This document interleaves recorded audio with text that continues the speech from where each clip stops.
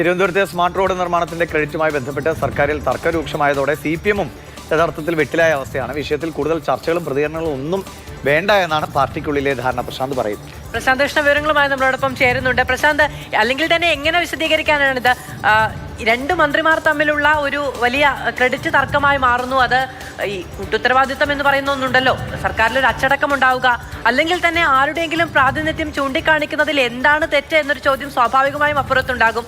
ആ രീതിയിലൊക്കെ പരിഹാസങ്ങളടക്കം സമൂഹ മാധ്യമങ്ങളിൽ വരുന്ന സമയത്ത് മിണ്ടാതെ ഇരിക്കുകയാണ് ബുദ്ധി എന്നാണോ? മധു, ജനങ്ങൾക്ക് ഇതെല്ലാം വളരെ വ്യക്തമാണ്. കാരണം ആരാണ് ക്രെഡിറ്റ് എടുക്കാൻ ശ്രമിക്കുന്നത്, എങ്ങനെയാണ് എന്നതെല്ലാം തന്നെ കണ്ടുകൊണ്ടാണ് ജനം ഈ റോഡിൽ കൂടെ എല്ലാം പോകുന്നത്. അപ്പോൾ ഒരു കാര്യം വ്യക്തമാണ്, ഇവിടെ ഇപ്പോൾ വിവാദമായിരിക്കുന്നത് ഒന്ന് ക്രെഡിറ്റിന് വേണ്ടിയുള്ള ഒരു പോര് ഈ ഉദ്ഘാടനം നടന്ന സമയത്ത് തന്നെ നടന്നിരിക്കുന്നു. അതിന് പിന്നാലെയാണ് ഇന്നലെ ഈ വിഷയത്തിൽ പൊതുമരാമത്ത് വകുപ്പ് മന്ത്രിയും തദ്ദേശ മന്ത്രിയും തമ്മിൽ തർക്കമുണ്ടെന്നും ആ തർക്കം കാരണം മുഖ്യമന്ത്രി ചടങ്ങിൽ പങ്കെടുക്കാതിരുന്നു എന്നതൊക്കെയുള്ള വാർത്തകൾ വന്നത്. വാർത്തകളെല്ലാം തന്നെ മുഖ്യമന്ത്രിയുടെ ഓഫീസും തദ്ദേശ മന്ത്രി എല്ലാം തന്നെ നിഷേധിച്ചിട്ടുമുണ്ട്. അതെല്ലാം ഒരു വശത്ത്.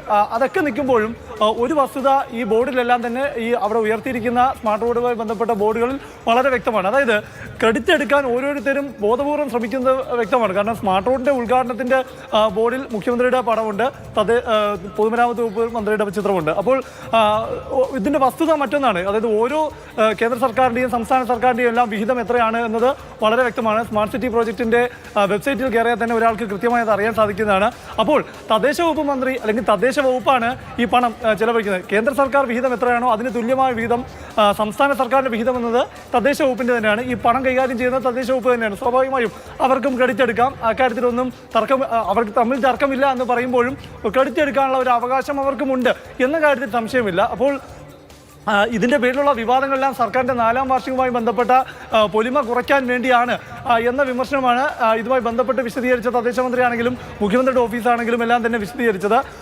ഒരു കാര്യം, ഇവിടെ ഏതൊരു വൻകിട പദ്ധതി വന്നു കഴിഞ്ഞാലും അതിപ്പോൾ സ്മാർട്ട് സിറ്റിയുടെ കാര്യമാകട്ടെ, വിഴിഞ്ഞം തുറമുഖ പദ്ധതിയുടെ കാര്യമാകട്ടെ, ക്രെഡിറ്റ് എടുക്കുന്നതിന് വേണ്ടിയുള്ള വലിയ മത്സരമാണ് നടന്നുകൊണ്ടിരിക്കുന്നത്. വിഴിഞ്ഞം തുറമുഖ ഉദ്ഘാടന സമയത്ത് നമ്മൾ കണ്ടതാണ് ഏതെല്ലാം രീതിയിലാണ് കരാർ ഒപ്പിട്ട് തറക്കല്ലിട്ട UDF-ൻ്റെ കാലത്ത് UDF-കാരും LDF സർക്കാരും ഇപ്പോൾ അതിൽ ഈ VGF എന്ന രീതിയിൽ വായ്പ നൽകുന്ന കേന്ദ്ര സർക്കാരുമെല്ലാം ഏത് രീതിയിലാണ് വിഴിഞ്ഞം തുറമുഖ പദ്ധതി സ്വന്തമാക്കാൻ ശ്രമിച്ചതെന്ന് അതിൻ്റെ ഒരു അടുത്ത പതിപ്പാണ് ഇപ്പോൾ നമ്മൾ കണ്ടുകൊണ്ടിരിക്കുന്ന ഈ സ്മാർട്ട് റോഡുമായി ബന്ധപ്പെട്ട കാര്യം. ഒരു വസ്തുത ഇതിൽ മറയ്ക്കാനാവാത്ത വസ്തുത, സർക്കാരുകൾക്ക് തുല്യ പങ്കാളിത്തം, ഒപ്പം തന്നെ തദ്ദേശ സ്ഥാപനങ്ങൾക്ക് പങ്കാളിത്തം. തെരഞ്ഞെടുപ്പ് വരുന്നു, തദ്ദേശ തെരഞ്ഞെടുപ്പ് വരുന്നു. അപ്പോൾ അതിന് പിന്നാലെ 4-5 മാസം കഴിയുമ്പോൾ നിയമസഭാ തെരഞ്ഞെടുപ്പ് വരുന്നു.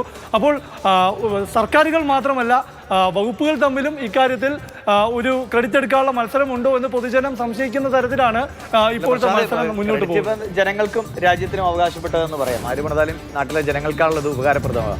ഈ സ്മാർട്ട് റോഡുകളെല്ലാം നല്ല സ്മാർട്ടായിട്ടുണ്ടോ ശരിക്കും? ദിവിഷ, ഞാൻ കേട്ടില്ല, എന്താണ് പറഞ്ഞത്? അല്ല, സ്മാർട്ട് റോഡുകളൊക്കെ ശരിക്കും സ്മാർട്ടായിട്ടുണ്ടോ? ഇപ്പോൾ പെയിൻ്റൊക്കെ അടിച്ച് കുട്ടപ്പനാക്കി നമ്മൾ ഉദ്ഘാടനമൊക്കെ നടത്തുകയാണ്. നമുക്കറിയാം അതുകൊണ്ട് ഒരു ഭയം. പിന്നെ കഴിഞ്ഞ കുറേ നാളുകൾക്ക് മുമ്പ് കനകക്കുന്നിൻ്റെ മുമ്പിലൂടെയുള്ള റോഡിലൂടെ സൈക്കിൾ പാതയൊക്കെ പടം വരച്ചൊക്കെ റെഡിയാക്കി വെച്ചിരുന്നതാണ്. 2 ദിവസം കഴിഞ്ഞപ്പോൾ കാറുകളാണ് സൈക്കിൾ പാതയിൽ പാർക്ക് ചെയ്തിരുന്നത്. അപ്പോൾ ഇപ്പോൾ തയ്യാറാക്കിയിരുന്ന ഈ പച്ചപ്പാതയിലൊക്കെ കാറുകൾ കിടക്കുമോ അതോ കൃത്യമായി സൈക്കിൾ ഓടാൻ പറ്റുമോ? ആ സ്മാർട്ട്നെസ് ഉണ്ടോ? ദിവിഷ, 12 റോഡുകൾ സ്മാർട്ട് റോഡാക്കി ഉദ്ഘാടനമൊക്കെ കഴിഞ്ഞു. അതൊക്കെ ശരി തന്നെയാണ്. കാഴ്ചയിലുമെല്ലാം തന്നെ വളരെ മനോഹരമാണ്. പക്ഷേ ഈ സ്മാർട്ട് റോഡിൽ സ്മാർട്ടല്ലാത്ത ചില പ്രശ്നങ്ങൾ നമ്മൾ തന്നെ ഇന്ന് പരമ്പരയിലൂടെ തുറന്നു കാട്ടിയാണ്. ദിവിഷ് നേരത്തെ പറഞ്ഞ വിഷയം, ഈ പച്ച നിറത്തിലുള്ള പെയിൻ്റ് അടിച്ചിട്ടുള്ള സൈക്കിൾ ട്രാക്ക്.